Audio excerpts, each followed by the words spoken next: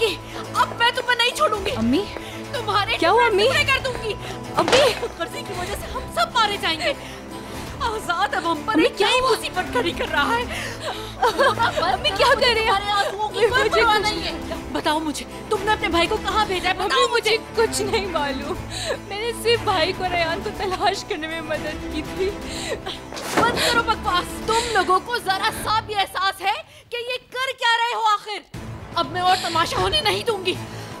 जल्दी बताओ, बताओ मुझे, बताओ मुझे कहाँ है वो लड़की? बताओ मुझे। मुझे नहीं मालूम, लेकिन मैं पता कर सकती हूँ।